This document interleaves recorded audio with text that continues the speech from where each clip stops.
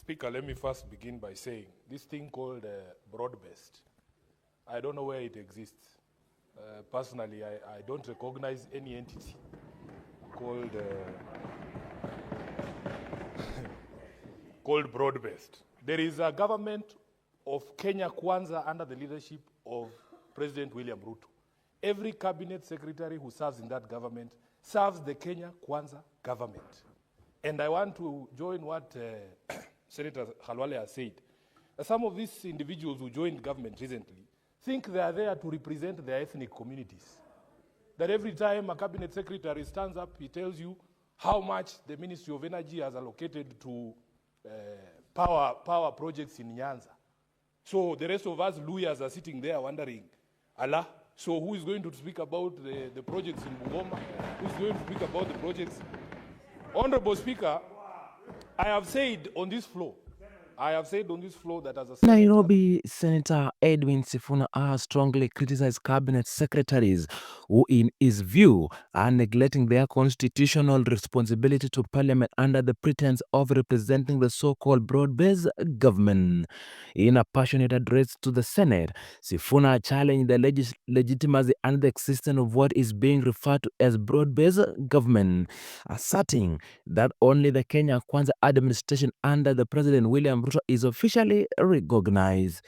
The senator took issue with cabinet secretaries who he said are increasingly portraying themselves as ethnic representatives rather than a national public servant. He decried a growing trend where ministers announce development projects based on regional affiliation, particularly pointing to the statement about energy allocation to specific areas like Nyanza, while ignoring other regions such as western part of the country. He called on the Senate and Parliament at large to uphold the oversight mandate, emphasizing that ministers must be held accountable by the legislative and not shielded by political affiliation or emerging political arrangement. Sifuna insisted that no minister, regardless of political origin, should be exempted from scrutiny and pledged that he would not allow any official to evade accountability during his tenure in Senate. Citing a recent example, Sifuna expressed outrage that the cabinet secretary for treasury appeared before a television interview on the same day he failed to honor an appearance, contempt towards the legislation of the Senate, and harm of government, arguing that priority must be given to parliament over media appearance when addressing issues of national importance. He further expressed disappointment with now how some ODM or ministers, including those aligned with the opposition party like ODM, were focusing their energy on public rallies and media engagement rather than offering transparent briefing to parliament. He pointed to the economic data from the National Bureau of Statistics, which painted a grim picture on the country's financial state, with job losses and wages decline. This, he said, contradicts the optimism narrative some ministers are pushing through the media. Sifuna reaffirmed his commitment to the Senate oversight, warning that it will not shield any public officer from accountability, regardless of their party or affiliation. He challenged the Senate leadership to take a firm stand on cabinet secretaries who continue to disgrade summonses, calling for the body to reinforce its constitutional authority. The senator's statement reflects growing frustration with Parliament about the executive perceived disregard for a legislative process.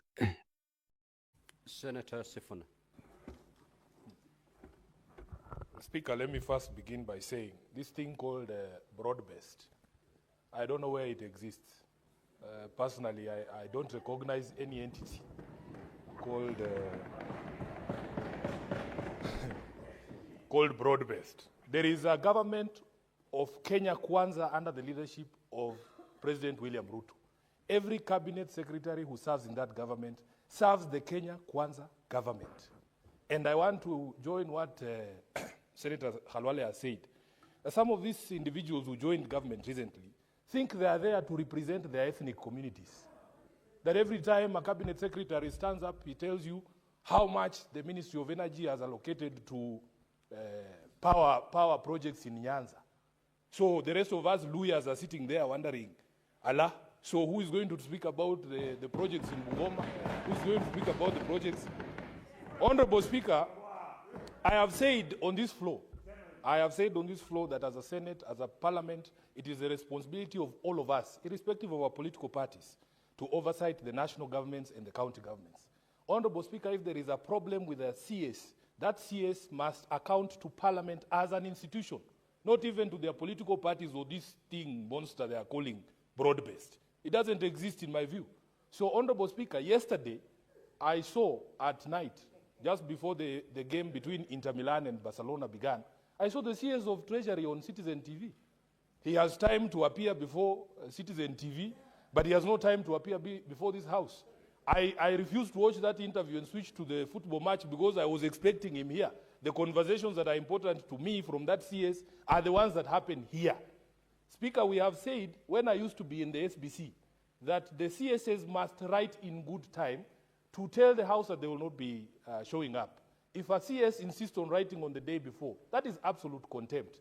And they must be called out. Honorable Khalwal, trust me, for as long as I remain the senator of Nairobi, for as long as I remain a senator in this House, and the oath that I took there on the first day that I came to this House, there is not going to be a minister that we are going to, protect or babysit or cover up. It doesn't matter whether they come from ODM or from wherever.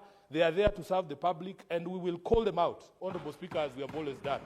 So, Honorable John Mbadi, I will call him by his name, must know that as a House we are unhappy that he has time to attend rallies where he explains how much money Luos are going to get from this government, and he has time to go to Citizen TV to tell us lies about economic growth. When you read the newspapers today, data from the Kenya National Bureau of Statistics, Honorable Speaker, is saying that the economy has done the worst since COVID, that we have lost jobs, that salaries and wages have shrunk because of the taxation that has been imposed by this government. Then you go on Citizen pontificating there about the work that you are doing. Honorable Speaker, we will call out these cabinet secretaries without fear. Mimi siogopi mutu. We will say these things publicly because that is what we swore to do. Honorable Speaker, that CS, in fact, you need to confirm to this House if since he was sworn in as CS, he has ever appeared here. I have never seen him here. I have never seen him here. Where? Yeah. So, Honorable Speaker, this is an issue that we as a leadership in the Senate have to call out, and we have to insist that we have to do our oversight as senators, regardless of whatever monster people think exists in this country called broad-based. Thank you, Honorable Speaker. Senator Mungatana. Yes, Mr. Speaker, when a minister doesn't turn up, it is fair for us to actually have access to that letter. I overheard a